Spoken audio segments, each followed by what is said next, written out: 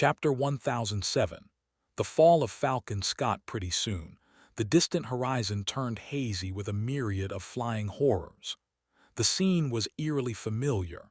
The only difference from their last attempt to destroy the devouring cloud was that, today, the landscape was illuminated by pale moonlight, and that there were a few less irregulars standing watch on the wall. Sunny silently observed Winter, who was preparing to unleash hell. Once again, she was surrounded by several mysterious memories, and once again, a group of awakened used their aspects to augment her powers. He stood some distance away in the company of Master Jet and Dale. None of the three were going to participate in the ranged barrage, conserving their power for the sortie to hunt down and kill the tyrant. The atmosphere was tense, but not as oppressive as the first battle against the harrowing swarm. On the alloy battlement in front of them, a man in leather armor was sitting with his eyes closed, meditating. The falling snowflakes swirled in strange ways around him, as if following invisible paths.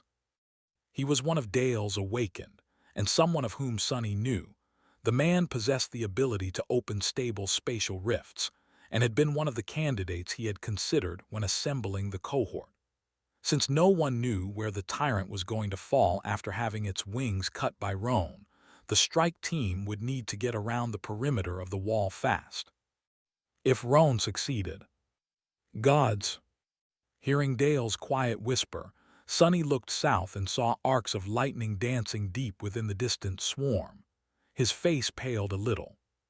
There, inside it, it seemed that Roan and the awakened of the White Feather clan were leading the devouring cloud to the city, with the smell of their own blood. Suddenly, the task of slaying the tyrant of the swarm seemed even heavier than before. So what? Nothing changed. Sunny had some contingencies, at least. Saint and Nightmare were currently guarding one of the breaches in the wall. Should the three masters prove inadequate, his shadows would help them reach and kill the broodmother of the swarm, or was it a father? Who cares? Sunny clenched his fists and watched as the horde of flying horrors swiftly drew closer to Falcon Scott.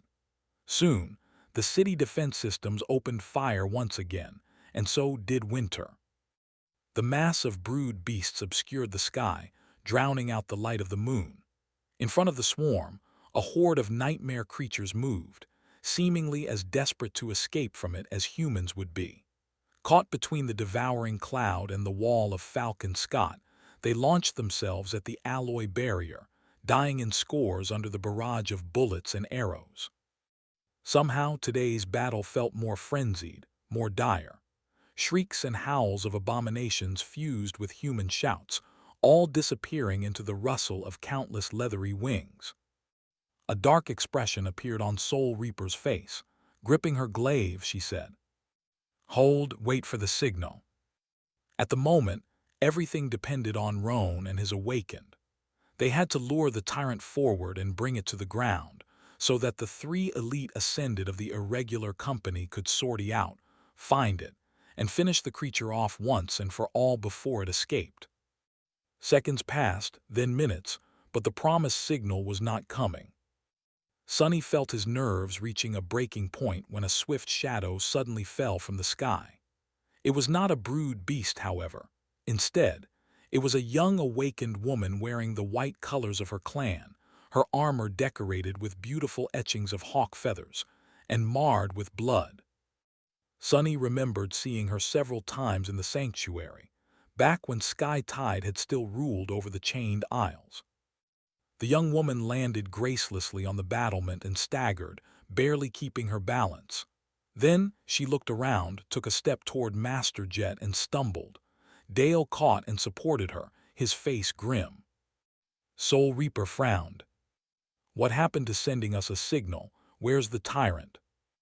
The young woman gritted her teeth and then said hoarsely, her voice full of ire, There's two of them." It took a few seconds for her words to register. Sunny cursed and looked at the dark mass of the swarm that obscured the sky. "Two tyrants? How does it make any sense?" Jet's face twitched. She stared at the young woman for a moment, then asked evenly, So where are they? The legacy leaned on Dale and turned slightly to face the devouring cloud. The signal. As if answering her words, two radiant spheres of light suddenly appeared in the distance, tearing through the darkness. One deep within the swarm across the killing field. The other, unexpectedly, was even further away, but in a different direction to the west of the city, near the ocean. The devouring cloud had barely reached there. Her job done, the young woman from the white feather let out a sign and slumped, losing consciousness. Dale barked something, and one of his men, most likely the healer, took her off his hands. The three masters briefly glanced at each other. Master Jet uttered a curse that would have made Sunny blush if the situation was slightly less dire, and then smiled darkly. I guess we are going to have to split up. She looked between the distant spheres of light, then sighed and moved her shoulders, as if to loosen the muscles. I'll take the southern one. Sunny Night, you two go west and deal with the second tyrant. Get it done. Sunny blinked a couple of times, then took a step forward. But she raised a hand, stopping him. That's an order, no time to waste. With that, Jet began summoning a memory. Before the whirlwind of white sparks even manifested into reality, Soul Reaper was already moving, leaping over the parapet of the battlement to disappear into the haze of falling snow below. Sunny gritted his teeth. When he turned around, there was a shimmering portal in the air in front of him, leading to the point on the western wall not too distant from where the sphere of light still burned in the air. Dale was already heading toward it, his helmet weaving itself from light. Sunny followed. Before stepping into the spatial rift, however, he sent a mental command to Saint. Not a few seconds after Soul Reaper landed on the ravaged ground beyond of the killing field, a dark rider leaped through the breach in the wall and followed. Stepping through the spatial rift felt no different from taking a mundane step. It was only a little bit disorienting, the sudden change of the landscape, the direction of the wind, the subtle shift in the tone of the firing armaments. For Sunny, it was especially so, because he could also feel that the shadows around him were entirely different. However, there was no time to waste on being confused. Forcing himself to focus, he followed Dale to the edge of the wall and peered down. Far below, there was a stretch of land flooded by attacking abominations, with brood beasts swarming above them, and behind those, the edge of a tall cliff that descended toward the shore. The dark expanse of the ocean stretched for as far as the eye could see, moonlight dancing on its restless, black surface. The sphere of light was slowly growing dimmer, as it burned somewhere above and beyond the cliff. Dale spoke, his voice sounding slightly muffled by the helmet. We will have to fight our way through. Sunny nodded. I'll clear the way, you follow. The sin of solace was already manifesting itself into his hand, and shadows were wrapped around his body, filling him with resilience and strength. The marble shell was augmented as well. Sunny lingered for a moment. What about when we reach the tyrant? We can't allow it to escape, and with Master Jet gone. The stalwart master shook his head. I'll trap it and us within the barrier. Then either the tyrant dies or we do. No one will escape. Sunny had already seen one of Dale's barriers, the one that allowed things to pass from within, but blocked everything coming from the outside. Today, he would see the second one, which functioned in reverse. More than that, he was going to be trapped inside that barrier with a damned fallen tyrant.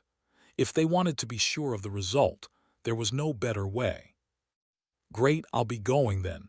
Come down in a few seconds.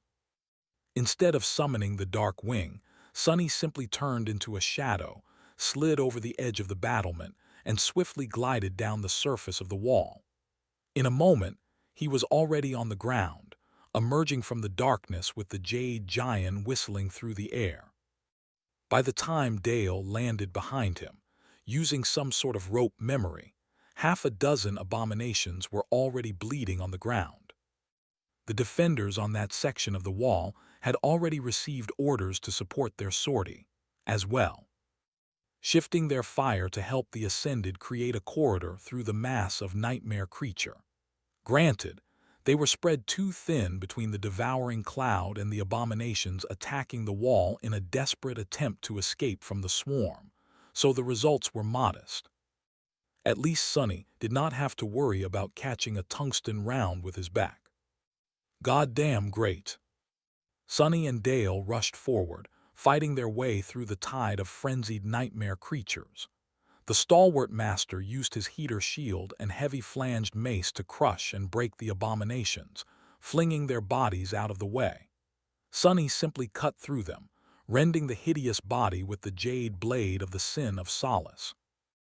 However, there were just too many enemies to kill. Even if Dale's plate armor easily shrugged off blow after blow, and Sonny could simply ignore most of the attacks that got through his defenses, the weight of the horde threatened to push them back. More than that, they were constantly accosted by the brood beasts from above, making it much harder to remain alive. For now, they had not met a creature powerful enough to be a lethal threat, which was a testament to how incredibly durable both masters were. But it was only a matter of time. Sonny growled and then called upon the shadows. Instantly, dark hands rose from the ground, grabbing the abominations and either throwing them aside or outright tearing their bodies to pieces.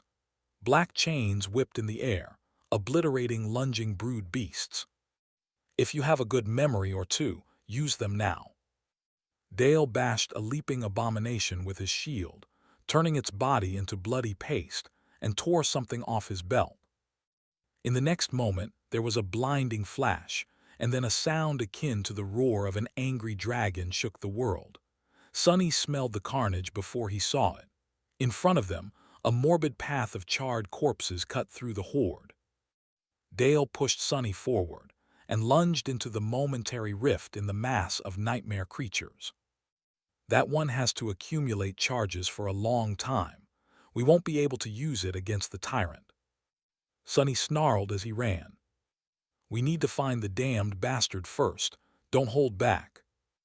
A few minutes of frenzied slaughter later, battered but alive, they reached the edge of the cliff and plunged down. Sonny had turned into a shadow once again, while Dale used an enchanted rope with a vicious hook tied to its end. The hook had been ruthlessly thrust into the flesh of an especially massive nightmare creature just a second before. Down on the stone beach, there were much fewer abominations. Some of them had already been cleaned to the bone by the brood beasts, while others were alive and full of murderous fury. Some distance away, Sonny could see the tall walls of the port fortress and the shapes of gargantuan ships resting on the waves. As he looked around in search of their prey, something flew from the darkness, forcing him to jump aside. It turned out to be a massive chunk of bleeding flesh that had been the torso of a nightmare creature seemingly only moments ago. Looking at where the chunk of flesh came from, Sonny witnessed a chilling sight. Out there ahead of them, halfway to the dark water, a towering being besieged by a mob of abominations. 6 segmented legs, a tail with a long stinger, torn and broken leathery wings, and 3 terrifying circular maws swaying on the ends of long necks.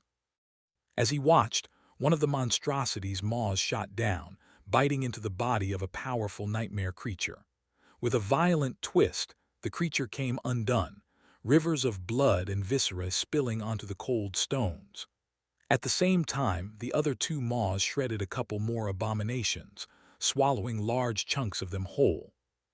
The tail stinger shot forward with blinding speed, piercing another and pumping poison into its convulsing body.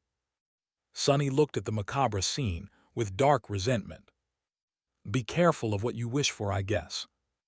They had found the tyrant of the devouring cloud. As Sonny watched, the tyrant tore apart several more abominations, devouring their flesh with its 3 enormous maws. This creature, it was on par with the Lord of the Dead that Sonny had faced in the catacombs below the Dark City. Back then he was merely a sleeper. Now he was an Ascended himself, and an abnormally powerful one at that. His loyal shadows were indisposed, but he was accompanied by Dale instead. There was no reason for this fight to be too hard. However, they had a big problem. The more nightmare creatures the tyrant killed and devoured, the more invigorated it seemed. The gruesome wounds on its wings were already healing, and very soon the monstrosity would be able to take flight again. Sonny could not allow that to happen. Glancing at Dale with a somber expression, he said, "It's now or never." Above them, a swarm of brood beasts separated from the dark mass of the devouring cloud, rushing down to protect their ruler. Dale nodded and silently lunged forward, closing in on the tyrant to trap the creature, and the two of them with it, inside a barrier of shimmering energy. Sonny followed, cutting down several abominations that had tried to bar their passage. However, the towering monstrosity seemed to have sensed the approaching threat, or maybe grew tired of the relentless attacks by the other nightmare creatures. It suddenly jumped, soaring high into the air, its broken wings raising a powerful gale. The tyrant had not managed to stay in the air for long, at least not yet, but it succeeded in creating some distance between itself and the pursuers. Then, moving with stunning speed, it turned in the direction of the port fortress and ran. Sonny's eyes narrowed. Damnation! It only took him a split second to make a decision and shout, "I'll slow it down. Catch up as fast as you can and set up the barrier." With that, he left Dale behind and turned into a swift shadow. Flying with terrible speed across the stone beach, Sonny pursued the tyrant. The creature barreled forward like a speeding train, its 6 legs turning countless stones into rubble and dust. Its wings were healing more and more. Close enough from the port fortress to be seen from its walls, Sonny finally overtook the monstrosity and jumped out of the shadow right in front of it. The sin of solace flashed, severing one of the creature's limbs, and it toppled heavily to the ground. He barely managed to dodge the massive body, but in the next moment, the tyrant's stinger was already shooting through the air, aimed at his heart. Ugh! Sonny blocked the terrifying jagged spike with the flat of the jade giant, at the same time turning his body as heavy as he could. The impact pushed him back, his feet leaving 2 grooves in the stones. The monstrosity struggled to stand up, but a dozen jet-black hands rose from the ground, grabbing and pressing it down. 3 long necks of the tyrant twisted like snakes. 2 maws bit into the shadow hands, tearing them apart, while the third flew toward Sonny. Staring at the repulsive fleshy circle full of razor-sharp fangs, he shuddered and realized that the thing could swallow him whole. Sonny shifted his weight and dashed aside, narrowly dodging the maw, then lashed out with the sin of solace. As a bloody wound appeared on the abomination's neck, a deafening wail slammed into him like a hammer. The shadows he had manifested were all but gone, and the tyrant was nowhere near being immobilized. Sonny could waste more essence creating shadow implements, maybe even encase the creature and himself in a large dome, but what he really needed to do was damage its wings. Sadly, the monstrosity was fiercely determined to protect them. As soon as Sonny tried to get closer to the abomination's wings, its stinger, 3 maws, and 5 remaining legs all came after him. He scrambled to dodge the hurricane of attacks, dancing between them like a demented acrobat. Shards of stone and wet sand rose like a cloud into the air. Curse you! The tyrant's movements were growing more frenzied and chaotic. Its mind was being assaulted by the sinister whisper of the cursed sword.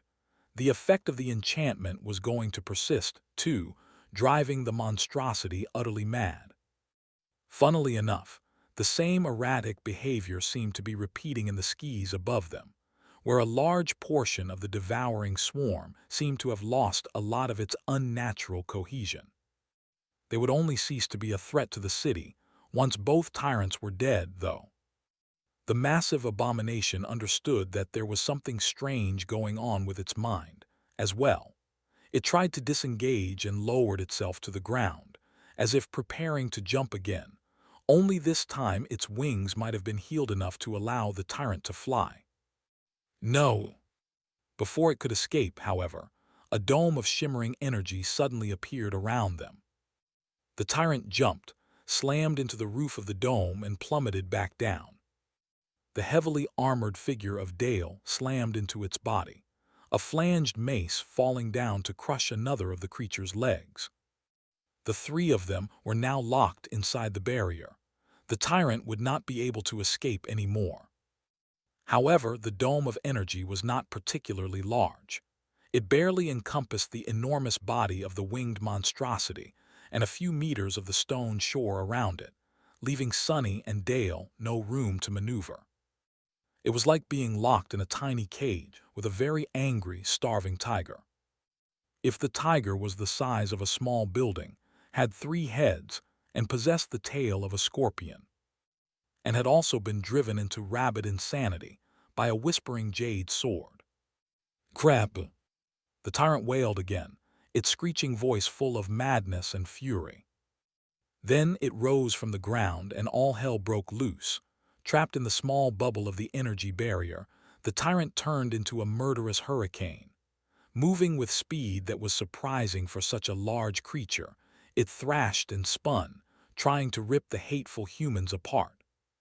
Sunny and Dale had managed to dodge or deflect the barrage of devastating attacks, for now, but avoiding being crushed by the sheer mass of the frenzied monstrosity was even harder. The barrier was just too small to move away, leaving them no choice but to try and straddle it. That had not been a good choice. Even on the tyrant's back, the 3 maws and the stinger could attack them freely. More than that, the abomination instantly rolled on the ground, throwing them off. Sunny barely avoided being buried under the mountain of flesh. Just a handful of seconds after Dale had erected the barrier, he felt the salty taste of blood on his tongue. Both ascended were battered and wounded. Of course, the tyrant was not unscathed either. 3 of its legs were gone, its body was covered with a multitude of deep cuts, and one of its necks was halfway to being severed. Better yet, the creature seemed to have surrendered to its most primal instincts, driven into madness by the sin of solace. The bestial rage of the tyrant was terrifying, but it would have been much more dangerous to fight the monstrosity if it had retained its inhuman intellect. A smart enemy was infinitely deadlier than a senseless one. Now all they had to do was put it down. Cut off its head. I'm trying. Dale's shield was wedged into one of the tyrant's necks, and as Sunny yelled, he hammered its rim with his mace, as if driving a nail into wood. The heater shield sliced through the flesh of the abominations like a blade, causing a river of black blood to spill onto the stones. Half-deafened by the creature's shriek, Sunny manifested a wall of shadow to defend Dale from one of the remaining 2 maws. The wall shattered under the monstrous assault, but by that time the Ascended had hammered his shield one last time, and one of the tyrant's heads flew off. Damn! After that, Sunny had to worry about himself. The wounded creature shifted, slamming him into the barrier with the towering bulk of its body. Bone weave and marble shell saved him from being turned into bloody paste, but he was trapped, crushed, and unable to breathe. What's worse, there was no escape. Well, for most people. Sunny simply dissipated into the shadow projected onto the creature's body by the shimmering barrier, and appeared on the other side of the abomination, his sword already falling to bite into its side. Just like that, the dire battle continued. Sunny and Dale were one mistake away from being severely injured or killed at every moment, but neither of them had made that mistake yet. As time went on, their enemy grew more and more frenetic, but the 2 masters only grew more effective in their attempts to butcher it. They were learning how to better hurt it with every blow, dodge, and step. Dale's armor cracked, but in return, the tyrant's stinger was shattered by the heavy flanged mace. Sunny was now bleeding from a deep cut above his left eye, but in return, one of Tyrant's maws was missing half of its fangs. Using a momentary opening created by the monstrosity throwing all of its weight against the barrier, Sonny finally managed to position himself for an all-out attack. He dashed forward, turning his body light to create momentum, and slashed the Sin of Solace across the base of one of the creature's necks. The jade giant seemed to laugh as it sliced through the tough hide, steel muscles, and unbreakable bones of the tyrant, emerging from the other side of its neck in a fountain of blood. The second of the three maws fell to the ground. One more. Dale received an earth-shattering blow on his shield and slid back with a low grunt. His hand trembled a little. The barrier won't hold for much longer. We must hurry. Sonny did not need to be reminded. He already felt that the shadows surrounding them were changing. The shimmering energy was growing dimmer every time the tyrant slammed into it. By now, most of its shine was already gone. But the creature had lost most of its weapons as well.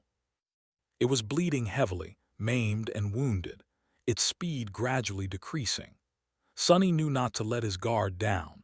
These last moments were often the most deadly, both because human fighters tended to get overconfident when the victory neared, and because their enemies would often abandon all caution in one last desperate attempt to destroy the opposition and survive. Still, this had to end quickly. Risky. The thought flashed through his mind, but Sonny was already moving. Pushing himself forward, he deflected a glancing blow from the creature's tail and slammed into the tyrant like a cannonball. Thrown off balance, the monstrosity reeled and then threw itself into a fierce retaliatory attack. Sonny managed to dodge its legs but not its maw. He simply slashed at it with the Sin of Solace, feeling the flesh part before the jade blade. At the same time, the creature left itself completely open to Dale. The stalwart master lunged forward, his mace suddenly igniting with a dangerous red glow. The moment it connected with the base of the tyrant's last remaining neck, the flanged head of the mace exploded with ominous light, and something thundered. Sonny saw the shape of the abomination's neck melting in the furious red light as it was torn apart. Then, for a second, he could not think about anything anymore. Moments before it died, the tyrant managed to grab his shoulder with its maw and fling Sonny into the air. Feeling a pulse of tearing pain, he found himself flying backward away from the dying creature. His back connected with the weakened barrier and shattered it, the marble shell turning rigid from the impact. Sonny landed gracelessly a dozen meters away from the convulsing body of the tyrant, rolled for a few meters more, and came to a stop at the edge of the water. A pained groan escaped from his lips. That hurt. He slowly sat up and glanced at his shoulder. The leather pauldron of the puppeteer's shroud was pierced in several places, and there were deep scratches on his skin. The tyrant's fangs, however, had not cut deep. The lacerations were shallow. He took a shaky breath and looked up. High above, the devouring cloud seemed aimless and lost. Without malevolent purpose guiding the swarm of brood beasts, they were being slowly obliterated by the city defenses. Saint and Master Jet must have finished off their tyrant as well. Sonny glanced at Dale, who seemed rather battered but alive. We won. By all accounts, he was supposed to feel jubilation and relief. Even though the battle was not over, the irregulars had accomplished their task. Today, the First Army was going to celebrate a victory. However, Sonny did not feel relieved. Instead, he felt cold, very, very cold. And frightened. What the hell is this feeling? Struggling against a deep sense of unease, Sonny shivered and turned to the black waves, his hand reaching for the hilt of the Sin of Solace. Just as he did, the water parted and someone appeared from below it. Sonny froze, staring with wide eyes. His face paled terribly. There was a man walking out of the ocean, water streaming from his armor. He was tall, with a powerful build. His hair was dark, and his bloodless face was empty, not a hint of emotion hiding in his hollow eyes. Instead, there was something different in them, something vast, alien, and terrifying. The man slowly emerged from the water and took a steady step towards Sonny, towering above him like a hollow wraith. The empty gaze of his glassy eyes fell down. Sonny's hand shook. Stunned, he tried to crawl back and whispered in a faint, trembling voice, "G. Vern." For a moment or two, Sonny's mind was empty. He crawled back, looking up at the familiar figure towering above him. Vern, it was Vern. There was no mistake. Or something wearing Vern's corpse, at least. His shadow was much more vast and dreadful than a human's shadow was supposed to be. The hollow gaze of the dead master pursued Sonny, his face still and unmoving like a mask.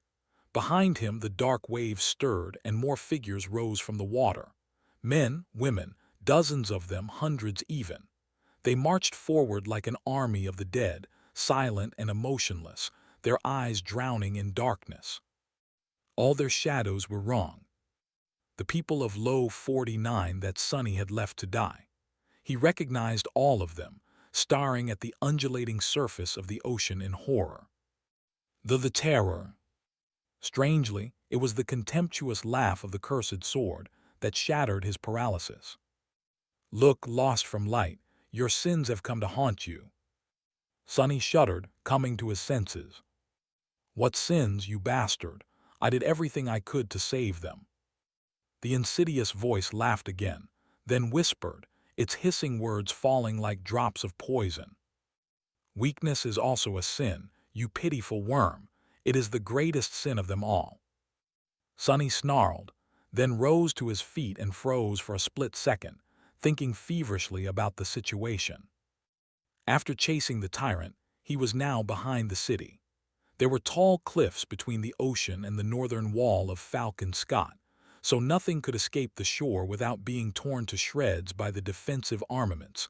Granted, most of the First Army forces were currently concentrated on the southern side of the wall, fighting against the devouring cloud. The port fortress was nearby, though, and defended by its own garrison.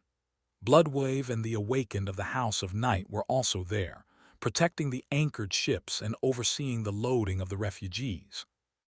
1,000 enthralled corpses were not going to put a dent in the defenses of the port. As for the terror itself, just as that thought flashed through Sonny's mind, he saw something that made his blood run cold.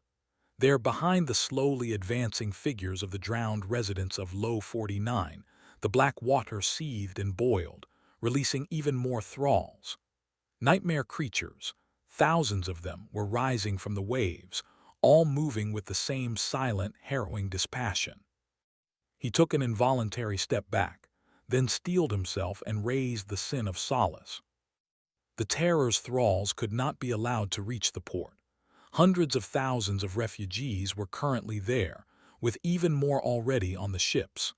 Thankfully, the elevator platforms leading to Falcon Scott were empty. The evacuation stopped briefly on account of the devouring cloud.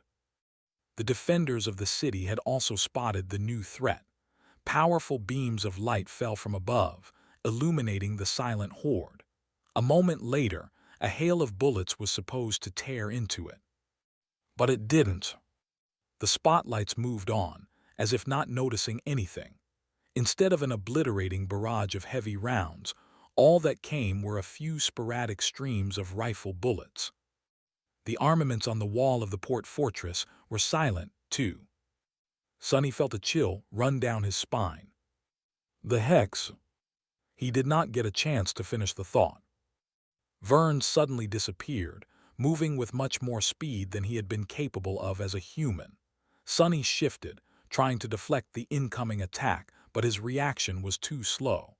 A devastating blow sent him flying backwards, the breath knocked out of him entirely. He crashed to the ground and rolled, feeling cold numbness spreading through his chest. Cursed! He had been mistaken to assess the enemy's strength based on how powerful the thralls had been before falling prey to the terror. Whatever the creature had done to them, had made them into, was much more dangerous than their former selves. "You are a forgetful fool, aren't you?" Struggling to inhale, Sonny gritted his teeth. Indeed, he was. He had already known that the Hex people were capable of showing unnatural strength. Why would the thralls be different? If anything, their change would be greater. One master, 100 or so awakened, close to 1,000 mundane soldiers, several hundreds of civilians, and thousands upon thousands of nightmare creatures, all controlled and transformed by the terror, with everyone seemingly blind to their existence. The situation was not good. Feeling true fear for the first time in a long while, Sonny forced himself to rise once again and look at the hollow-eyed horde. No, not everyone. Although most of the defenders seemed to be ignoring the terror's thralls, some were still firing their rifles. That meant that the creature's hex was not absolute. With so many people around, it could only do so much. There was a limit to its power, which meant that it could be defeated. There was a sound of metal scraping against stone behind him. Looking back, Sonny saw Dale approaching, his shield raised and dripping with blood. His heart skipped a beat. "Dale, do you see them?" The heavily armored master turned his head slightly. Darkness nestled in the slit of his visor. His voice sounded a little muffled. "What are you talking about?" Sonny's heart fell, but then Dale continued. "How would I miss thousands of creatures crawling from the ocean? Of course, I see them. Question is, why are the wall armaments still silent?" More and more nightmare creatures emerged from the water, flooding the shore. Sonny found Vern and shivered, noticing that the dead master was staring at him, as well. "It's the terror of Low 49. The wretched thing is messing with people's minds. We need to." The hollow horde suddenly stopped moving. Thousands of heads turned in unison, countless empty eyes all staring at a single point. "Sonny." He shivered. "I guess it recognized me as well." The horde rushed forward. Across the city to the south, the majority of the First Army forces were fighting the devouring cloud. Even directionless, the gluttonous swarm still posed an existential threat to Falcon Scott. The sky was torn asunder by fire and explosions, countless brood beasts melting in that inferno as they threw themselves against the siege capital's defenses. Somewhere further south, far away, Sky Tide was once again engaged in a dreadful battle against the corrupted Titan, Winter Beast.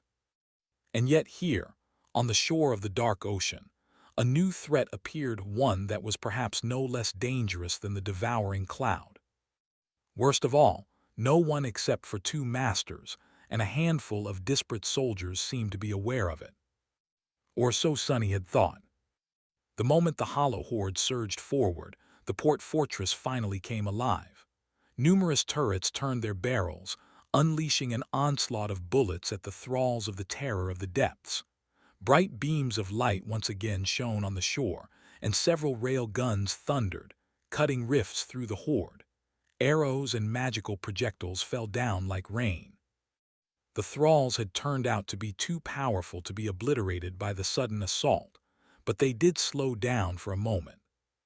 Finally, some luck. Sonny prepared to launch himself into the mass of enemies, but Dale suddenly pulled him back. "What the hell are you doing?"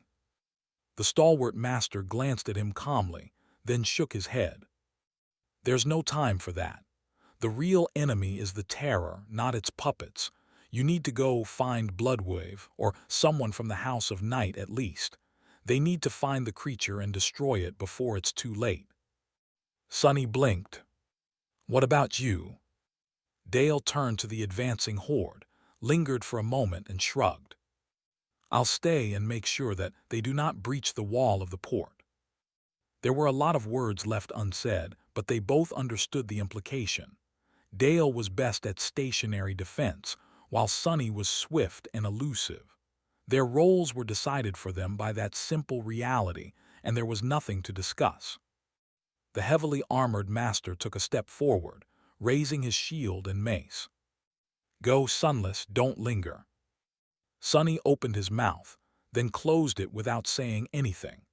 Throwing one last glance at the figure of Vern, who was walking steadily through the hellish barrage of bullets without paying them any attention, He gritted his teeth and dove into the shadows. Behind him, the first of the thralls was already lunging at Dale, hollow eyes shining with the reflected moonlight.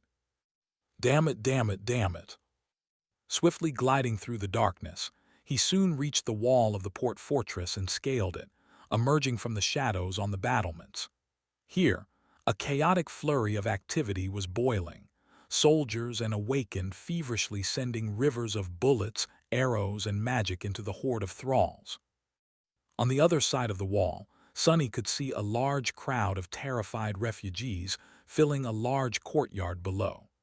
They had come here to board one of the ships and escape the doomed siege, but got stuck in the middle of the battle instead.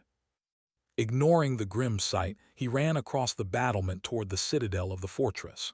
If he could not find what he sought there, he would proceed past the citadel toward the pier, and from there to the battleships, if need be.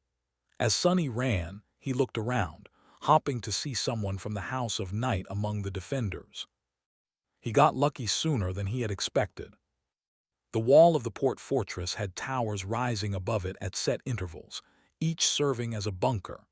As he passed through one of these bunkers, observing the complicated machinery of the rail gun housed within, he noticed a familiar figure standing near a targeting interface. Tall, handsome, with black hair that sometimes seemed inky blue. Neve. Sonny dashed toward the Nightwalker, who looked up from the terminal with a surprised expression. Sunless, what are you? Sonny waved a hand, interrupting him. Long story, are you free from the hex? Can you see the monsters? He realized something, then looked around with a bit of confusion. Actually, never mind. How are all of you able to see them? Neve lingered for a moment. Nightwalkers like me possess a high affinity to guidance and revelations, the ocean and its depths too, so many of us were able to see through the hex. As for the rest of the garrison, they don't see anything, but they also don't need to, as long as someone provides them with the targeting data. Basically, they are shooting blindly in the direction where we point. Sonny froze for a moment, admiring the effective crudeness of that simple solution. Then, his face darkened. On the wall outside the bunker, one of the soldiers suddenly lowered his rifle, remained motionless for a moment, then took a step forward and jumped over the parapet of the battlement, disappearing into the cold water below without a sound. No one seemed to notice his absence. Where's Bloodwave? Neve pointed north toward the pier. Protecting the ships, why? Sonny answered with urgency, obvious in his voice. This battle can't be won unless the source of the hex is destroyed. The terror of Low 49, we need to find and kill it.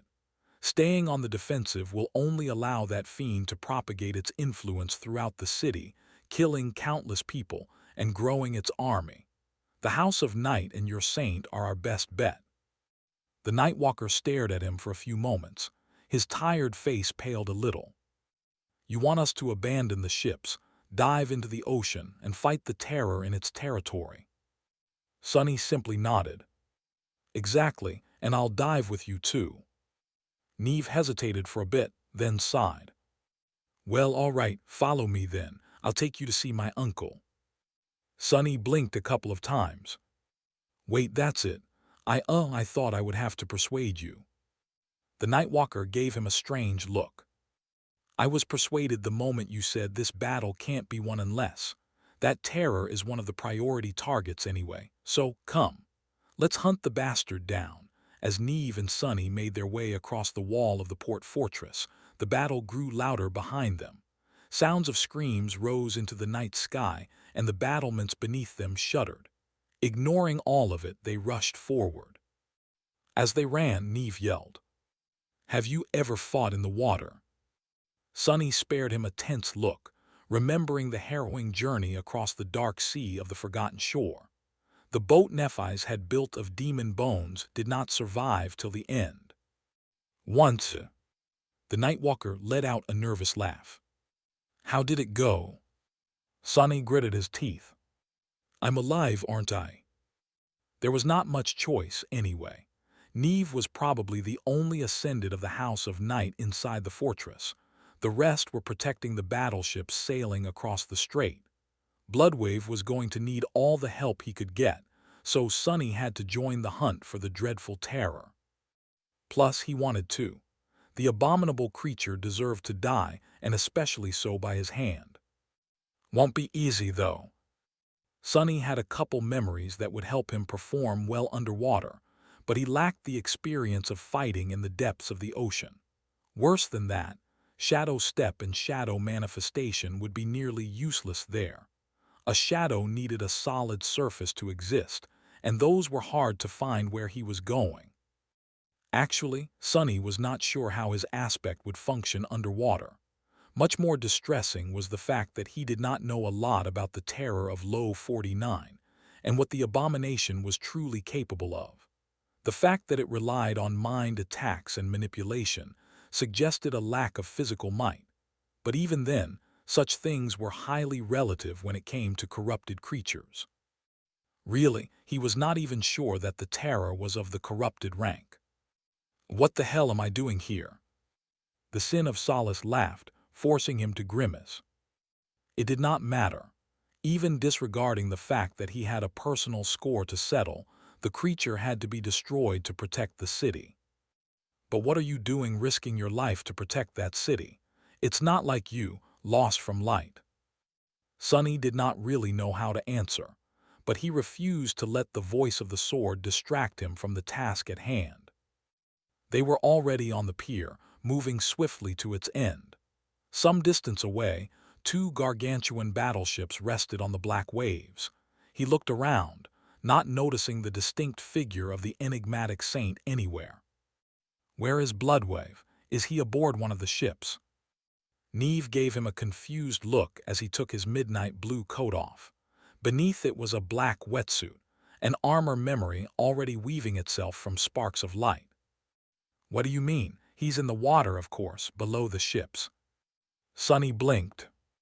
Oh, of course. He hesitated for a moment, then dismissed the puppeteer's shroud. Left wearing nothing but his underwear, Sonny shivered in the wind. His pale skin was painted black by the shadows wrapping around his body, and his lean muscles seemed like they had been cut from matte obsidian. He sighed, then summoned three memories. First, a large and beautiful white pearl appeared in his hand. Sonny lingered for a moment, then placed it on his tongue and closed his mouth. The essence pearl would allow him to breathe and see clearly underwater. Then, a piece of an icy blue crystal inlaid in a frame of dull metal appeared, hung around his neck on a black string, the memory of ice. Using two charms at once would consume essence faster, but Sonny had to protect himself from the lethal cold of the winter ocean. It was only possible to augment one at a time with the underworld armament trait of the marble shell, so he chose the blue crystal. Lastly, a harness made of a fisherman's net wrapped around his torso, the nimble catch. With that, Sonny was more or less ready to dive into the water, at least physically. The only problem was that he needed both hands to swim, but that was easily remedied by fastening the Sin of Solace to the nimble catch. The harness was very handy in that regard. With the jade blade strapped safely behind his back, Sonny walked over to the very edge of the pier and glanced at Neve. The Nightwalker was already clad in a light armor that seemed to be made of black seaweed and nacreous shell. A pale smile appeared on Neve's face. Ready. Sonny stared at the tumultuous dark waves beneath them and shook his head. Then he jumped. The ocean grasped him in a cold embrace a moment later. Sonny almost panicked, a deluge of unpleasant memories instantly surfacing in his mind, but then discovered that he could breathe normally despite being surrounded by water. That calmed him down a little. The essence pearl had a strange effect. Sonny could breathe through his nose as if he was standing on solid ground, and there seemed to be an invisible barrier preventing the salty water from flowing up his nostrils. Additionally, the active enchantment of the charm allowed him to see clearly through the dark expanse of the ocean, as if he was wearing a diving mask. He was also cold, but not terribly so. It seemed that the high elemental resistance of the marble shell, augmented by the shadows, was enough to protect him from freezing to death. Adding the memory of ice on top of that turned out to be overkill. Sunny dismissed the blue crystal, relieved to save some essence. Not too bad. A moment later, Neve plunged into the water beside him and swam nimbly forward and down. Sunny had learned how to swim during his wilderness survival lessons back at the academy, and practiced it a few times on the forgotten shore. And yet, one glance at the scion of the House of Night made him feel embarrassed. The Nightwalker moved through the water with great speed and ease, looking like some kind of graceful aquatic creature. It almost seemed as if he was more comfortable in the water than he had been on land. Maybe he was. Sighing inwardly, Sunny followed. His movements might not have been as natural and graceful as Neve's, but with the frightening strength of an ascended devil and the help of the nimble Ketch, he found himself more than capable of keeping up. They dove deeper into the dark water, soon reaching the ships. Sunny felt a tremendous shadow floating silently below, a few moments before he saw it. There in the darkness, a monstrous killer whale was waiting, watching them with giant blue eyes. Sunny had seen Bloodwave in his bestial form once from afar, but up close, the Saint of Night was much more terrifying. The creature he had transformed into looked somewhat like a killer whale, its hide black and white, the lines of its body smooth and predatory. However, it was much larger than any mundane beast had any right to be. There was a patchwork of ugly scars covering its hide, and steel armor encasing its long fins, edges sharp like blades. Its enormous eyes glowed in the darkness of the ocean with blue light, full of willpower and intelligence. Even knowing that the giant killer whale was actually a human, Sunny couldn't help but feel tense in front of the great predator.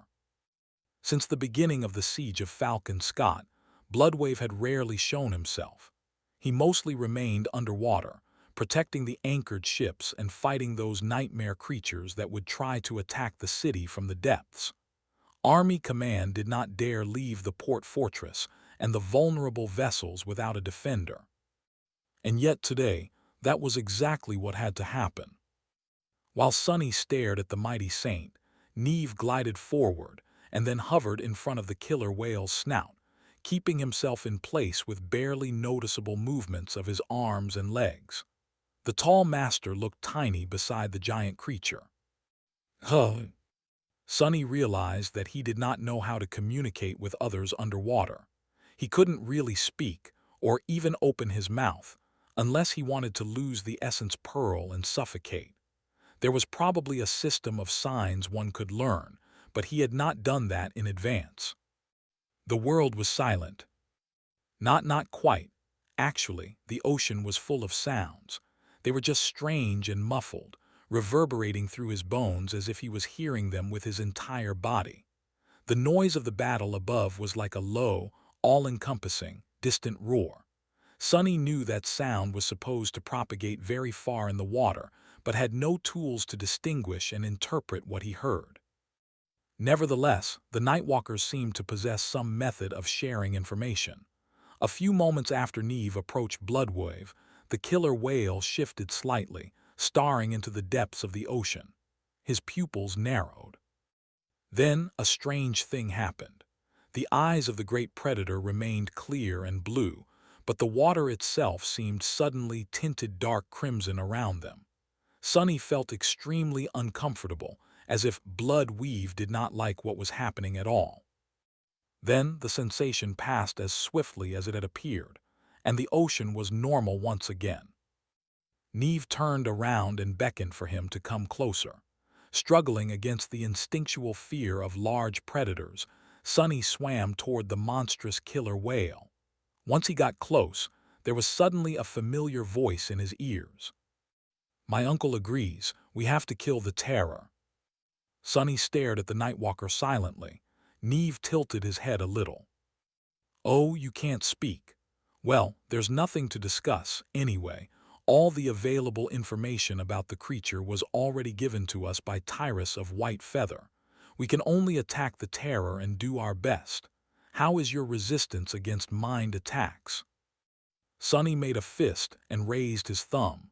He doubted that any master had better mental defenses than him. Plus, he was already inoculated against the terror's hex. The Nightwalker nodded. Good, taking our awakened into the depths would just mean giving the creature more puppets to control. The three of us will have to hunt alone. Once we discover the terror, Bloodwave will lead the charge, while our task will be to support him. Maybe we'll even survive, who knows? Are you ready? Sonny shrugged, which was an awkward thing to do underwater. Then follow me. Neve swam even closer to the great beast, gliding parallel to Bloodwave's back. Reaching the dorsal fin that stood tall like the mast of a ship, he grabbed onto a small depression in the armor encasing it, and gestured for Sonny to do the same. Great, I am going to ride a damned saint into the depths of a damned ocean.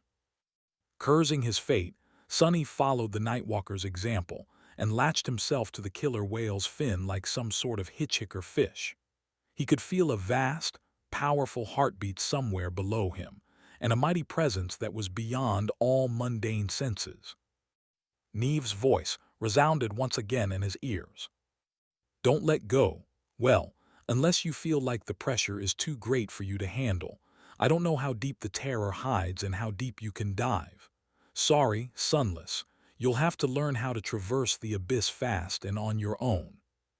Before Sonny could think of an answer, even though he could not relay it, Bloodwave suddenly moved.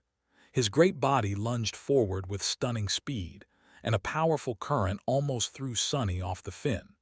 He grabbed tighter to the steel armor, feeling how strange it was to be able to breathe freely despite the rushing water. Neve stretched a hand to support him, but then brought it back, seeing that there was no need. This is.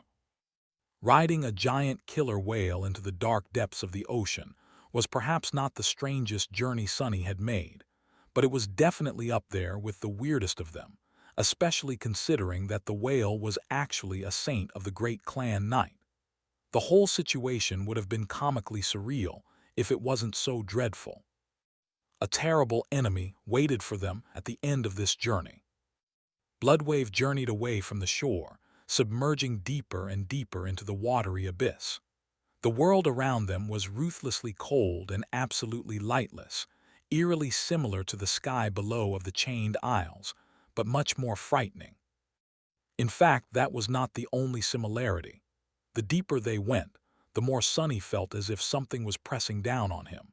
It was as if a titanic slab of stone was weighing on his body, making it harder to move and breathe.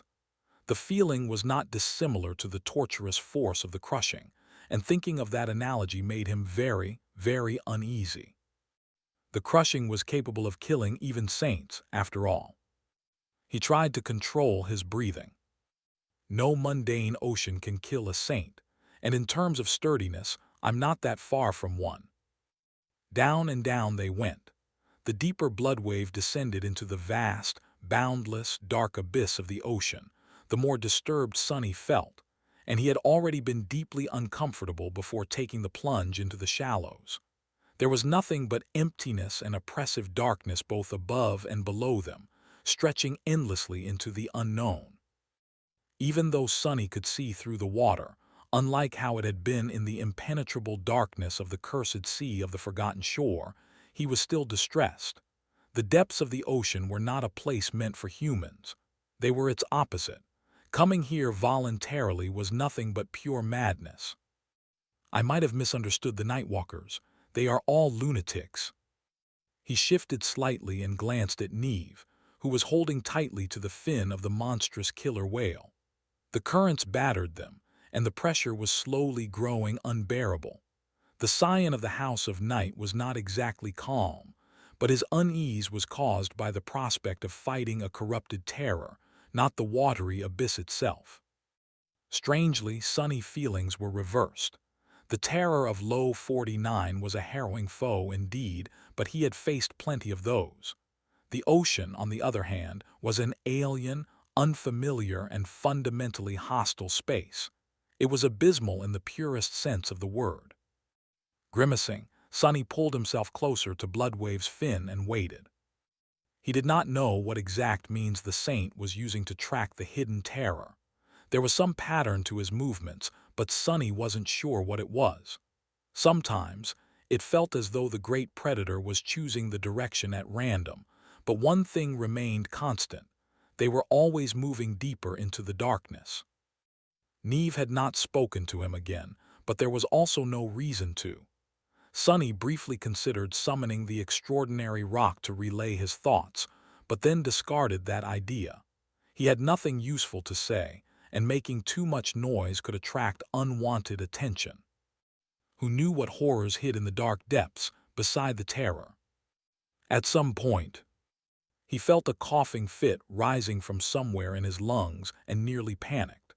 The last thing Sonny wanted was to drown because of the residual trauma caused by brushing against a nightmare gate. He gritted his teeth and concentrated on suppressing the cough, forgetting even his fear of the ocean in the process. That was why he almost missed the moment when the terror finally revealed itself. Hidden in the depths of the lightless abyss, an eerily beautiful creature floated in the vast and silent darkness. Feeling a slight tremor run through the enormous body of the giant killer whale and hearing its booming heartbeat change pace, Sonny looked into the distance. He shivered. From a distance, the terror looked akin to a strange, ghostly flower, a lily, perhaps, or a white lotus. Its pallid petals flowed and danced slowly in the darkness, some stretching for hundreds of meters into the empty abyss, some swirling around the small nebulous shape hidden in their center. The sight of it was both breathtakingly beautiful and deeply terrifying. The wide ribbons of white looked both like the petals of a flower and like the long tentacles of an ethereal creature, too alien to be described with words. When they got closer, however, Sonny discovered that they were neither petals nor pale flesh. Instead, he thought that he was looking at long stretches of white, flowing cloth. He did not know if he was right or how it even made sense. And that was not what Sonny was preoccupied with at the moment, either. There were other shapes surrounding the ghostly white blossom, hundreds of them. Drowned bodies surrounded it like a morbid barrier, humans, nightmare creatures, and things he could not name. They floated silently around the terror, unmoving, their empty eyes staring blindly into the darkness. Some had cloth petals wrapped around them like a burial shroud. The eerie scene made him shudder. The otherworldly beauty of it all only made the visage more appalling. There was a powerful presence emanating from the mass of billowing white cloth, one of utter horror and malice. Sonny felt that presence overwhelm him, making it impossible to look away from the terror, but also unbearable to witness it. He felt mesmerized, frozen, and paralyzed. That feeling was broken by another presence, though. Suddenly, the darkness around them seemed to become tinted red, and he felt a deep fury rising from within him. Sonny recognized that fury as something that was not his own, but instead belonged to someone else. Bloodwave. The Saint of Night was incensed, and whatever fear they might have felt was washed away by the murderous rage of the great predator. It almost seemed as though the cloth petals trembled slightly. In the next moment, the hundreds of drowned creatures all came alive, their hollow eyes turning to stare at them. Sonny uttered a silent curse and freed the sin of solace from its makeshift scabbard with his free hand. Here we go, then. He felt Bloodwave's body move, and then a furious roar spread through the water like a fearless battle cry. The force of it was almost physical in nature, moving through the dark abyss like a devastating shockwave. The monstrous killer whale surged forward, and with him, the ocean itself came alive. Powerful currents assaulted the pallid flower, throwing its ghastly defenders away. The crimson hue of the water became more apparent, and wherever it spread, Bloodwave seemed to gain even more speed, even more might. At the same time, the cloth petals exploded with motion. unfurling like long limbs, grabbing the thralls and throwing them forward. By Sonny's side, Neve glanced at him and outstretched a hand, a bone harpoon appearing in it. The Nightwalker smiled, indigo lights dancing in his eyes. "It's time." With that, he pushed himself off the fin and shot forward with incredible speed. A moment later, Bloodwave crashed into the moving barrier of hollow-eyed thralls. The monstrous killer whale snapped its jaws, savaging several massive nightmare creatures at once. Clouds of blood and pulverized flesh escaped from his maw like a red tide. Powerful currents of crimson water swirled around his massive body, ripping even more abominations apart. A dozen thralls were destroyed when the great predator rammed through them at dreadful speed. Armored fins moved, slicing bodies like giant blades. A split second later, Bloodwave shot past the barrier of flesh, leaving devastation in his wake. He continued forward, heading for the eerie flower of white cloth that was the terror. Neve and Sonny were left behind, though. Their task was to deal with the thralls and prevent them from attacking the saint from behind. How the hell do I do this? Fighting underwater was not at all like fighting on land. At this depth, Sonny felt as though he was constantly being pressed down by an immeasurable weight, both from without and from within. His ascended physique and augmented strength were enough to deal with it, but he still felt a strain considerable enough to demand adjustment.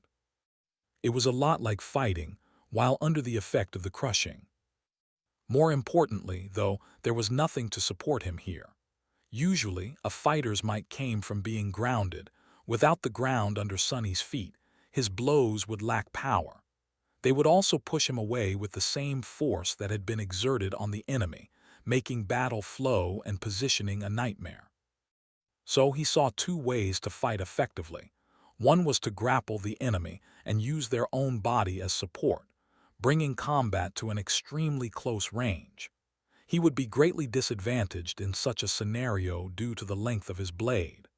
The other was to use acceleration and maneuvering to turn each of his attacks into a deadly charge. Sonny had a sinking suspicion that he would have to utilize both approaches today. Ahead of him, Neve clashed with one of the thralls. His harpoon shot forward, piercing the creature's head. The Nightwalker pushed it through all the way, then let go of the shaft, grabbed it again near the head a moment later, and tore the spear free. Then Sonny had no more time to observe the Nightwalker, forced to concentrate on his own enemy. A vaguely familiar abomination that resembled a grotesque mannequin of flesh lunged at him, its hollow eyes full of darkness. A menacing bone scythe cut down, threatening to split Sonny apart. He was somewhat certain that his skin would withstand the edge, but there was no point in taking the risk. The Sin of Solace moved to intercept the strike, much slower than he was used to, but still viciously fast. The jade blade easily cut through the scythe, breaking it, and then continued forward to sever the flesh mannequin from shoulder to thigh. The spell whispered into his ear, its voice unaffected by the heavy mass of water. "You have slain a fallen monster. Your shadow." With no time to listen to it, Sonny suppressed his revulsion and used the bleeding remains of the abomination to launch himself sideways. A moment later, a chitinous body barreled through the spot he had been occupying. 5 more were already closing in on him from 5 different directions. Sonny took a deep breath. This is not too bad. The situation was dire but not as hopeless as he had expected. The greatest threat, the terror itself, was currently preoccupied with Bloodwave. The thralls, meanwhile, were numerous and much more powerful than they had the right to be. However, there was one factor working against them. Most of the thralls were no more native to the dark abyss of the ocean than he was. Their movements were purposeful, but a little bit awkward. Their initial assault was dreadful, but mostly because many had been launched forward by the long pieces of white cloth that swirled around and trailed behind the terror, behaving like the tentacles of a giant monster. Now that their momentum was spent, the thralls were much slower and less maneuverable than Neve. And Sunny, too, thanks to the nimble catch. An awakened would have been torn to pieces in an instant, but the two masters found themselves at a certain advantage. More than that, Sunny realized that his aspect was not as useless underwater as he had thought. There were no shadows around him to manifest, but that was only because he could not compel living shadows to obey him. Of those, there were plenty. Shadows required a surface to exist, and each thrall's body was a surface. Each of the thralls possessed a shadow, which allowed Sunny to sense their movements even if he did not see them. It also allowed Sunny to use Shadow Step, as long as the abomination was large enough. As 5 thralls lunged at him, Sunny swam forward, dodged the claws of an especially large nightmare creature, and dove into its shadow, appearing on top of the chitinous monstrosity that had missed him a few moments earlier. The Sin of Solace plunged through the thick carapace, instantly killing the abomination. "You have slain a fallen beast. Your shadow." Sunny almost grinned. So many fragments. He pushed himself off the convulsing carcass, narrowly escaping the cloud of blood, and looked up just in time to see Neve clashing with another thrall. The bone harpoon once again struck first, beheading the hollow-eyed creature. However, this time, the Nightwalker was a split second too late to dodge the incoming attack. Even though the thrall had lost its head, the creature's tail still flew forward, carried by momentum and inertia. The long, vicious spike at the end of the tail struck Neve square in the chest, easily piercing the nacreous shell armor and plunging deep into his body. Then, it emerged from his back. Sunny's eyes widened. No! But then something strange happened. The scion of the House of Night seemed to ignore the terrible wound, and in fact, there was no wound. Instead, it was as though Neve's body had turned into liquid. The spike pierced that liquid and then flew out of the master's side without leaving a trace. A second later, Neve turned solid once again, already attacking the next thrall. His movements were swift, graceful, and flowing. Sunny tore his gaze away and lashed out with the Sin of Solace to deflect a blow from a hollow-eyed thrall. Neat! Behind them, Bloodwave had finally reached the beautiful, harrowing white blossom. The monstrous killer whale cut through the crimson darkness, descending upon the ethereal blossom of flowing white cloth. His mouth opened, revealing a palisade of terrifying fangs. His blue eyes had turned deep red, glowing like spotlights and full of murderous intent. As the great predator approached, the pallid flower exploded with movement.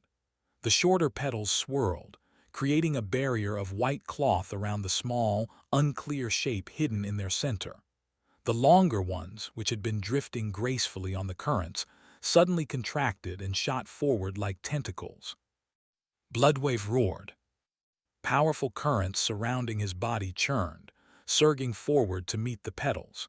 He dodged nimbly, continuing to move forward as his jaw closed on one of the white tentacles.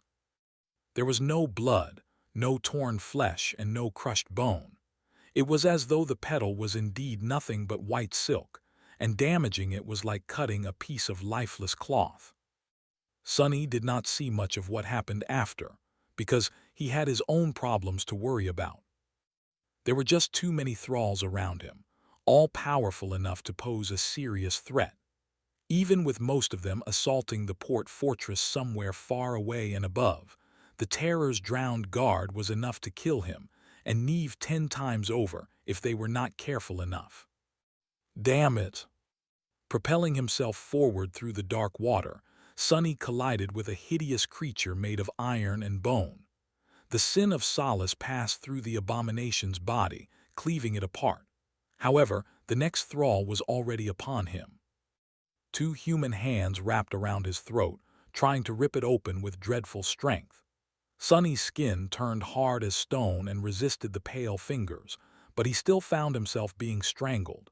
Using shadow sense to perceive the shape of the enemy, Sunny slashed back with the jade sword, severing both of the arms. Tearing the cold hands off, He twisted and kicked back, pushing himself and the thrall away from each other. His adversary was hindered and maimed, but not eliminated. And more were already closing in. This is not going to work. He was doing well for now, but death was only one mistake away. Sonny relied on his superior speed and maneuverability to slay the thralls, which meant that the moment he was immobilized or stalled, the tables would be turned. He was not a stranger to fighting with everything on the line, but not in an environment as strange and unfamiliar as the depths of the ocean. It was far easier to make a fatal mistake in a place the rules of which he did not know. Sonny willed himself to swim forward, then hesitantly turned onto his back and looked in the direction where Neve was battling a throng of abominations. The Nightwalker moved with ease and graceful precision, navigating the dark waters like a creature born in and for the depths. He certainly knew the rules. An idea slowly formed in Sonny's mind. He adjusted his battle strategy in order to always keep Neve in his sight, earning a few shallow scrapes as a result. Sonny was a talented fighter, possessing combat intelligence on par with the best of the best. He had plenty of insight into the underlying laws of conflict, and much better than that, his mastery of shadow dance allowed him to read most of his opponents like an open book. And that was exactly what he had been doing throughout this battle, like most of the battles of the Antarctica campaign. There were too many thralls around to truly grasp all of their patterns, but their rudimentary battle styles were also crude and unsophisticated. Sensing the movements of their shadows for a few moments was enough to gain a shallow but sufficient level of understanding. However, that approach might have been the wrong one today. So instead of trying to shadow his enemies, Sonny concentrated his will on trying to shadow his ally. Neve's battle style was much more complex, profound, and refined. In terms of scope and sophistication, it was up there with the most intricately designed combat art Sonny had witnessed, as expected of a scion of a great clan. That style was not something that he could learn in mere seconds, or even several minutes. But even the few minor insights Sonny did gain were already enough to qualitatively change his performance. So that's how you do it. The lessons he learned from using shadow dance to study how the Nightwalker moved were not anything grand, but they were extremely valuable. What better teacher could there be than a man supposedly carrying the lineage of Storm God, the god of the depths? It was all about how his body related to the water, and how the water related to his body. How to position himself to cut through it unimpeded, and how to use the mass of water for his advantage. Shadow dance, and the harsh training Sonny had put himself through to master its first steps, made both his mind and body extremely malleable and adaptable. That was why he was able to quickly put what he had just learned into practice. Changing minute details of how he moved, which muscles he strained, and the timing of sending targeted impulses of essence to reinforce them, Sonny was suddenly able to navigate the dark abyss much more freely. He felt more in control of his environment now, working with it instead of against it to achieve his goals. A massive nightmare creature lunged at him, its claws missing the target by a few centimeters, just as Sonny had planned. He cut into the abomination and at the same time circled around it, using the carcass to hide from the next enemy. A moment later, the second thrall was dead, too. Good. But then, there was even more Sonny could do by fusing his unique abilities with what he had learned from Neve. Using the feather of truth to make himself lighter or heavier, he could float up or plummet deeper like a stone. Using shadow step, he could jump between the large abominations. He could even turn incorporeal and cling to their bodies as a shadow. If he used all of this smartly, the ocean would not be as inhospitable. In fact, it was even a little liberating. Being able to freely move in 3 dimensions instead of just 2 opened up all kinds of neat tricks he could pull. The only limit was his intellect, cunning, and imagination. Get ready, bastards. Brandishing the sin of solace, Sonny cut through the dark water to meet the attacking thralls. A pale smile appeared on his face. Sonny and Neve fought against the drowned guardians of the terror, while Bloodwave assaulted the eerie flower of white cloth itself. From what Sonny could see, and he rarely got the chance to glance in that direction, embroiled in a furious and lethally dangerous battle of his own, the corrupted creature and the saint were at an impasse of sorts. The terror did not seem to have a lot of physical power. His graceful petals possessed a harrowing strength, of course, but not enough to threaten the transcendent in his bestial form. Not all saint transformations were those of beasts, and out of the ones that were, not all possessed overwhelming physical might. But Bloodwave certainly did. The monstrous killer whale attacked again and again, and the pallid blossom avoided his teeth and fangs again and again. Its shorter petals danced, making the terror glide away, moving in irrational and mesmerizing patterns. The sight of it was eerily beautiful. Its longer petals, though some of them hundreds of meters long, slithered through the crimson darkness like white tentacles, battering the great predator and trying to wrap themselves around his enormous body. Nevertheless, Bloodwave did not seem hindered. A few of them were already torn apart, swathes of billowing white cloth drifting silently into the dark depths.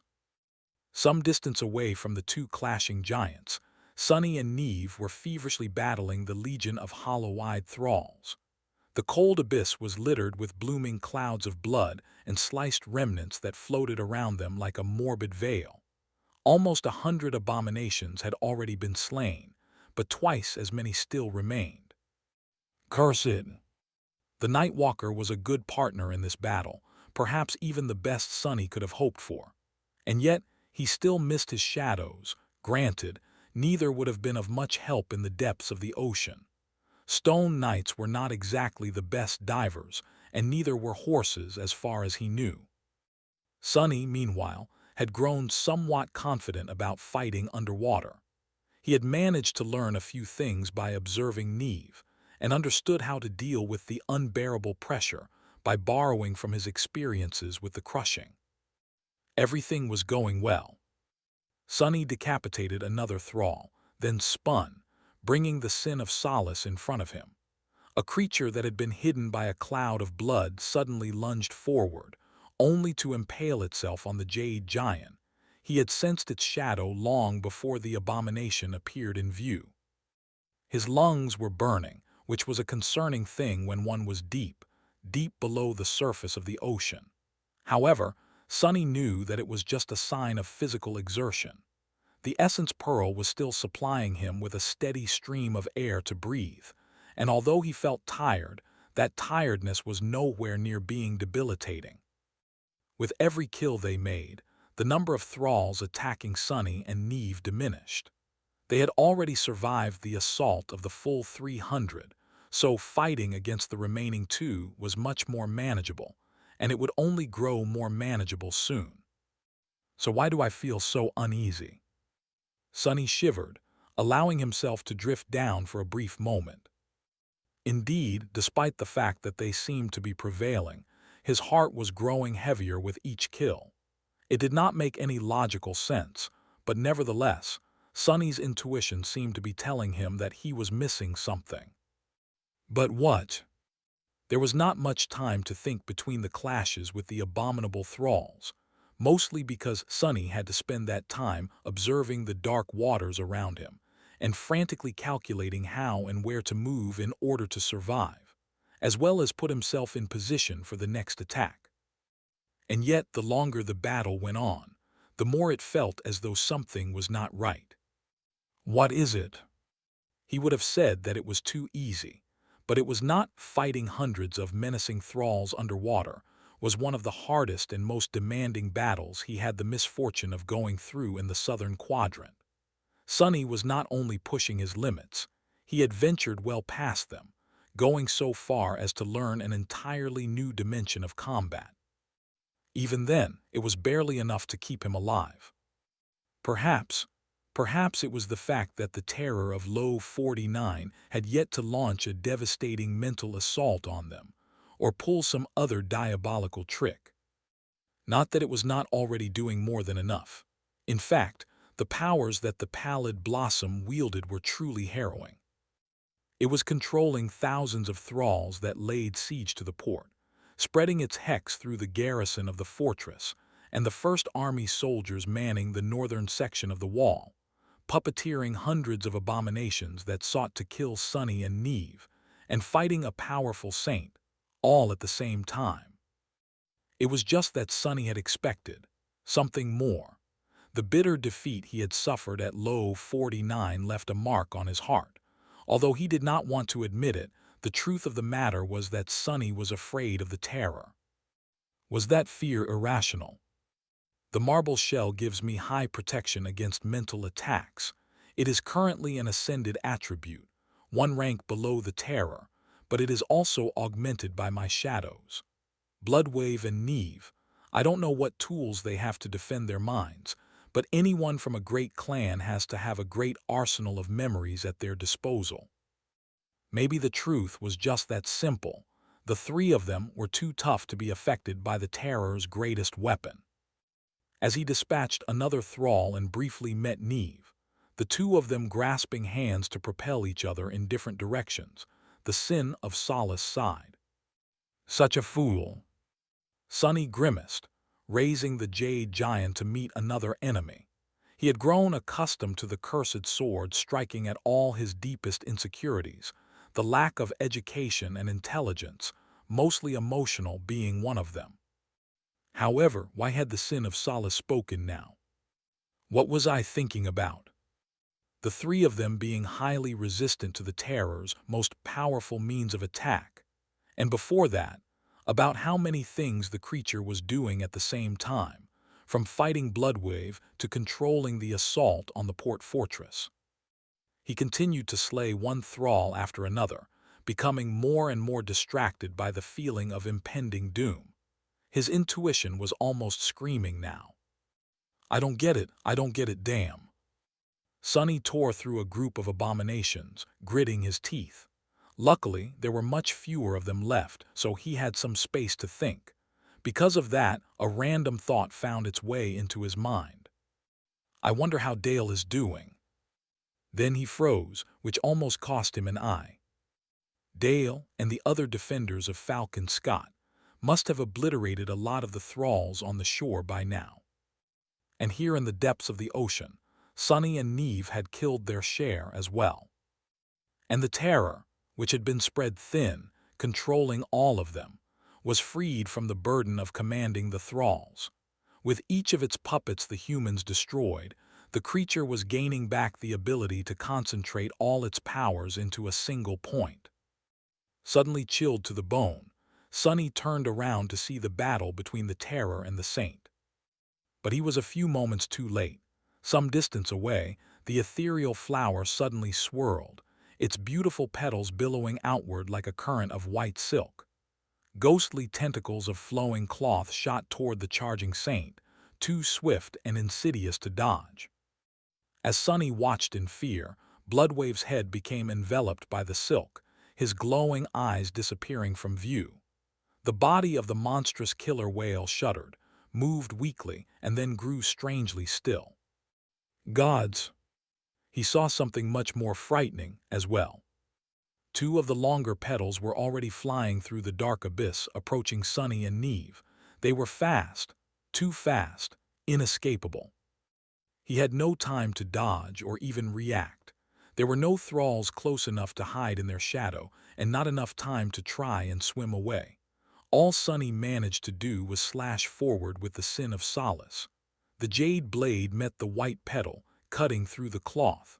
A small piece of it drifted away, but the petal was not slowed down at all. It seemed to unfurl into a vast expanse of billowing silk, surrounding Sunny from all sides. Then, he was wrapped in the cold whiteness, encompassed and immobilized by it. The feeling of smooth satin brushing against his naked skin made Sunny shudder. Damnation! Then the world grew still. The dark abyss of the ocean disappeared, replaced by an eternity of fluttering white cloth. His exhaustion and fear disappeared too. His memory, foresight, awareness, intent, and resolve were gone. His mind was empty. Sonny vaguely remembered having thoughts, desires, and hopes, but those words seemed senseless now, their meaning unfathomable. In fact, the word he had used to describe himself, Sonny, was meaningless too. What a strange one it was. Surrounded by billowing silk, he sensed movement. There were shadows moving around him. He was moving too, being drawn closer to the largest one. With each passing moment, his sense of self was dissolving more and more. Soon, it would be gone completely. And then something new, something old, something darker, something waiting was going to take its place. He felt at peace with that. He felt empty. The emptiness was comforting. There was just one thing blemishing the peaceful white flawlessness of the empty satin world. A sinister, mocking voice. It whispered into his ear, gloating. "Here we go, a pathetic end for a pathetic fool." Spurred by the hateful voice, his own voice, Sonny suddenly remembered. Lost from light. That was his name. That one memory unlocked all the rest like a key. What is going on? He struggled against the white cloth enveloping his body, but it was hopeless. The terrifying understanding flooded his mind, making him remember what had happened and what was happening. What was probably about to happen. Sonny's consciousness was strangely split, one part of it sensing the reality of being dragged through the mass of water by one of the terror's petals, the other still lost in the endless expanse of billowing silk. He could feel a boundless alien presence encroaching upon both, seeing through his eyes, thinking his thoughts, and hungrily wanting for more. Its progress was slow and labored, but inevitable. Sonny tried to fight against the harrowing invader, throwing all of his willpower into a fierce assault, but it simply shattered against the vast, ancient, malevolent enormity of it like glass. Not good.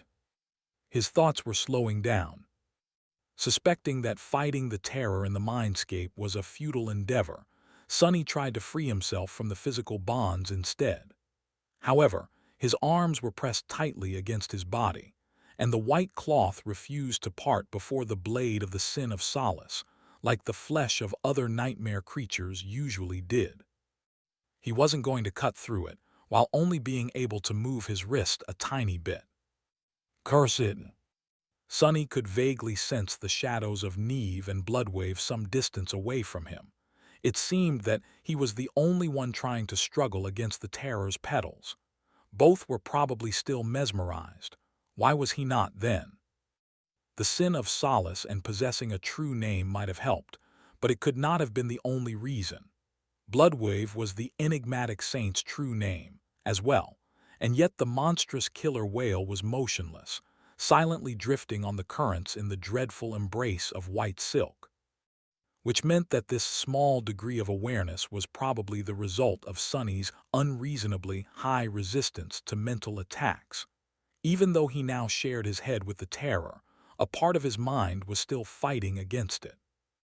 What good was it, though, since Sonny could neither free himself nor stop the creature from replacing his very self? As he was drawn closer and closer to the beautiful blossom of white silk, he could feel himself growing insubstantial. With each moment, his thoughts became less his own. His eyes stared at the silken veil, moving on their own, as if something else was looking through them. Finally, Sonny felt true horror. He had been scared before, but never like this.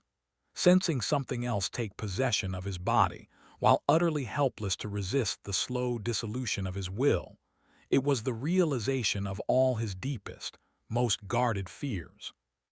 And it was being done by the terror of Low 49, the hateful, abominable creature that had already defeated him once. Full of dark resentment, Sonny gritted his teeth and summoned two memories. That much he could still do, at least. One was a small lantern cut out of obsidian. The other was a fearsome mask of black lacquered wood, with vicious fangs and three sharp, twisting horns. Weaver's mask. Sonny had not called upon it in a long time. It frightened him as well, almost as much as the terror. Trying not to think about what he was about to do, Sonny activated the single enchantment of the shadow lantern, commanding it to devour all light around it. There was no light to devour in the dark abyss, but that was not what he wanted. What he really wanted was for the divine memory to gobble up as much of his essence as it could. The shadow lantern burned through most of the essence Sonny had in the time it took the white tendril of silk to bring him to the pallid blossom. There was very little of it left now. Sonny felt like his mind was almost gone. Struggling to wrestle control of his face from the terrifying presence, he forced himself to grin. He wanted that smile to be menacing, but all it ended up being was weak and scared. A pity. He sensed a vast shadow that was full of harrowing wrongness looming close, and thought, "You wanted to see through my eyes? Well then, look." With that, Sonny reached into Weaver's mask and activated its second enchantment. Where is my eye? Sonny had never even thought about using that deadly enchantment after the first time. Back then, moments before falling into the sky below, he had activated it out of sheer desperation. His gamble had paid off, but it almost cost him his life. Where is my eye? Allowed the wearer of the mask to gaze upon the tapestry of fate in all its harrowing glory. The endless, beautiful eternity of twisting threads transfixed all existence, stretching infinitely in every direction, as well as into the past, present, and future. It connected everyone and everything like an inconceivable, unknowable web. Weaver might have been capable of witnessing the great tapestry, but mere mortals like Sonny were not. A single moment of looking at fate had almost caused his mind to collapse. If his essence had not run out after that single moment, he would certainly have been killed, his head exploding in the most violent fashion. Luckily, he had gotten off easy by only experiencing unimaginable pain and pure agony, the memory of which still made him shudder. The terror was very welcome to try doing the same. As the last of Sonny's essence was disappearing, causing him to experience painful backlash, the inconceivable sight of the great tapestry of fate superimposed itself through and above the world. It was as stunning, breathtaking, and utterly overwhelming as he had remembered. However, funnily enough, Sonny saw the beautiful threads differently this time. To him, they seemed like nothing but chains now. Granted, he did not linger trying to look, only catching a small glimpse of the cosmic tapestry. Prepared for what was to come, Sonny used a little, but rather devious trick. His consciousness was still split between reality and the illusion of the endless expanse of billowing white silk that the terror had created to mesmerize its prey. So, Sonny made himself blind to the actual world, concentrating entirely on the illusory realm of pure whiteness. That was why the terror, who had almost stolen his body and was now looking upon the world through his eyes, was the only one to gaze upon the harrowing infinity. Sonny felt the white silk enveloping him quiver, as if the pallid blossom was convulsing. Even though his head was full of splitting pain, because of that one short glimpse of the strings of fate, his weak smile finally turned into a real grin. "Look well, wretch." A split second later, his essence ran dry and the deadly enchantment deactivated.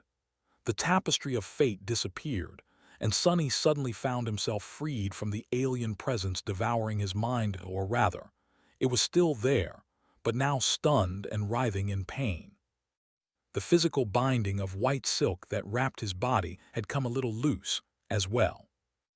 Not wasting a single moment, Sonny used that slack to thrust his hand forward. The tip of the sin of solace pierced the wall of the cloth prison and then moved upward, cutting a vertical rift in it. A second later, he sliced the white petal open and burst into the dark water, incredibly happy to be in the oppressive embrace of the dark ocean once again. Sonny hastily studied his surroundings, knowing that he did not have much time. Witnessing the tapestry of fate had not killed him as an awakened monster, so he doubted that it would kill a corrupted terror, if that was truly what the dreadful flower of silk was. In any case, the creature would most likely not stay stunned for too long. Currently, the pallid blossom seemed to be seizing, its petals contorting in grotesque convulsions. The graceful harmony of their eerily beautiful dance had been broken, replaced instead by chaotic and jittery movements devoid of any logic. The thralls appeared to be pained and disoriented, too. Looking at the agony consuming the abominable creature, Sunny became even more convinced that fate was something that only gods were meant to see, or maybe no one at all. If even a corrupted abomination of great and terrible power was reduced to a convulsing mess, what hope did mere humans have of withstanding the sight of eternity? Shrugging off his own pain, Sunny glanced briefly at Neve and Bloodwave. They seemed to be showing signs of life, but had not even begun trying to free themselves yet. Chances were, the terror would come to its senses before they ever could. He had to finish the battle himself. Gripping the hilt of the Sin of Solace, Sunny propelled himself forward. He fought against the weakness that had been left behind by draining all of his essence, pushing his body through the water as fast as he could. The nimble catch had turned into a useless piece of net, its active enchantment silent. Luckily, the enchantment of the Essence Pearl was a passive one, so he could still breathe. His muscles and his lungs were burning by the time he reached the white flower. It had only been a dozen seconds or so, but the convulsions of the billowing petals were already growing weaker. Feeling cold terror grasp his heart, Sunny gritted his teeth and dove into the mass of white silk. His goal was the small shape hidden in the center of the petals. Swimming between the dancing swathes of white cloth, Sunny could not shake the feeling that he would be caught again at any moment, that his mind would be devoured, and his will would be replaced by something alien and vile. Nevertheless, he pushed forward. After an eternity of fear, he finally reached the heart of the pallid blossom. And there he saw. Sunny froze for a moment. In front of him was a shape wrapped in white silk. He could see the vague contours of a human body, desiccated and short in stature. It was feminine and small, almost delicate. Pressed tightly against the wrappings, a hint of a face could be discerned, two hollow pits where eyes should have been, and a larger one of a mouth that seemed to be open in a silent, eternal scream. A cold understanding suddenly dawned on him. Looking at the expanse of white cloth extending from the wrapped body, he realized that what he had thought to be a flower was not a flower at all. It was simply a great burial shroud of white silk, its sleeves and draping drifting in the cold, dark water. Sunny lingered only for a split second, then grabbed onto the desiccated body, coming face to face with it, and drove his sword through its heart. A strange, sorrowful sensation overwhelmed him for a moment. Then the white cloth around Sunny suddenly exploded with frenetic motion, and soon grew still. In the silence that followed, the spell whispered solemnly into his ear. "You have slain a corrupted terror next." The voice of the spell resounded in the boundless darkness of the ocean, making Sunny shudder. "You have slain a corrupted terror, Sibyl of the fallen grace. Your shadow grows stronger." As the veiled body drifted down, wreathed in billowing white silk, one last whisper brushed against his ears. "You have received a memory." The terror was falling down, deeper and deeper into the cold abyss. Sunny spared one last glance at the pallid blossom of the great burial shroud, knowing that it would be consumed forever by the dark depths soon. Then he turned away and tiredly pushed himself in the opposite direction. Sunny was not in great shape. His mind was slowly recovering from the dreadful mental assault, but his head was in the throes of a splitting headache, thanks to catching the smallest glimpse of the tapestry of fate. His body felt weak and feverish, still suffering from the backlash of draining all of his essence. There were the remnants of the trauma caused by touching a nightmare gate as well. Sonny felt like he was about to cough his lungs out. Holding it back was not an easy task. And yet, a hint of dark, somber glee still managed to overcome the cold numbness that encompassed his battered mind. I did it, I killed that vile thing. In the end, he ended the terror with his own hands. The stain of their disastrous first meeting had not been erased, but his failure at Low 49 was vindicated now, somewhat. Or rather, it would be if he managed to return to the surface alive. Which, looking at the dark expanse of the ocean around him, Sonny was not sure that he would be able to do. Curses! The terror, Sibyl of the fallen Grace, was dead and drifting lifelessly into the lightless depths. However, its thralls had not perished with their master. They seemed directionless and sapped of power, but there were still almost 100 of them left. In his current state, and especially without the active enchantment of the nimble catch, Sonny did not count his chances against the creatures as high. A dark grimace contorted his pale face. Essence, I need essence. Even knowing that it would not be enough, Sonny dismissed Weaver's mask and the shadow lantern. A tiny stream of essence fell into the arid desert of his drained soul and was instantly consumed by his body. The feeling of weakness diminished a little, but not nearly enough to change the situation. The thralls were already coming to their senses, their hollow eyes peering through the mass of dark water at Sonny, Bloodwave, and Neve. Some had begun moving in their direction, full of murderous intent. Bloodwave and Neve. Sonny glanced at his companions, hopping against all hope to see them up and about. Neve was still stunned, drifting listlessly on the currents. The Saint, however. As Sonny watched, the monstrous killer whale flinched, then jerked his head sideways. The span of white cloth still wrapped around it slid off, revealing the great beast's glowing blue eyes.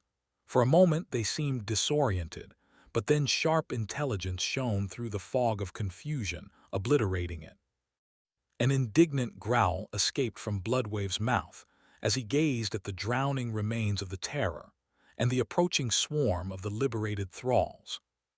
The Saint lingered for a moment, then moved his giant body and shielded Sonny from the enemies with its bulky mass. The enormous jaws snapped, pulverizing the fastest of the approaching nightmare creatures. Then, the killer whale surged forward to meet the rest of them. In the next couple of minutes, a one-sided massacre took place in the dark depths. Sonny realized in the first few seconds that his participation wasn't required. Instead of getting in the way, he swam closer to Neve, grabbed him, and dragged both of them further away from the boiling battlefield. Sunless. The Nightwalker's voice sounded weak in his mind, but he was conscious, at least. Sonny nodded, then turned the two of them so that Neve could see his uncle obliterating the thralls. After a few seconds of silence, he heard the Nightwalker's voice again. What about the terror? Sonny thought for a moment, then dragged his finger across his throat. Ah, good. The two of them watched silently as Bloodwave tore the 100 abominations to shreds. Watching a saint in action was a sobering experience, to say the least. Sonny shuddered at the thought of having to battle someone like that directly. And yet, the terror of Low 49 had dealt with the fearsome transcendent, only to end up being dealt with by Sonny. So, don't get a big head now. Sonny was all but certain that Mordred had already killed a saint. However, knowing how diabolical that fiend was, that clash might not have been a direct battle either. On the other hand, Sonny could easily imagine the Prince of Nothing doing exactly that and crushing a transcendent in a straightforward fight, somehow, in order to terrify the rest of his enemies and break their wills. Would Sonny be able to do the same? I have no reason to find out. He had no desire to kill saints. If anything, Sonny wanted to have more of them around, the more, the merrier. The position of the First Army in eastern Antarctica was much better than here, in this god-forsaken hell, and the Second Army was already on its way. However, the chain of nightmares was far from being over. Who knew what would happen in the coming months? It had taken Bloodwave no more than 2 minutes to annihilate the thralls. Sunny had thought that the saint would rest for a bit after having to fight a corrupted terror and its minions, but the great predator did not waste any time. Returning to where Sunny and Neve were floating, he studied the two masters with one of his giant glowing eyes, then shifted slightly. The tall fin that they had ridden into the depths was now right in front of them. Sunny helped Neve find a handhold, then tiredly clutched the steel armor himself. Time to go back. The pallid shape of the slain terror had long ago disappeared from view, devoured by the lightless depths. The mangled corpses of the thralls still drifted around them, slowly being carried away by the currents. Ignoring them, the giant killer whale bellowed and surged forward. This time, he was moving up. Thanks for watching. Please subscribe, and like the video and comment down if anything wrong in the story, and if have any suggestion to a new novel or want next part of any series, comment down. Our target is to get 1K subscriber. There will be surprise for all of you. Stay tuned.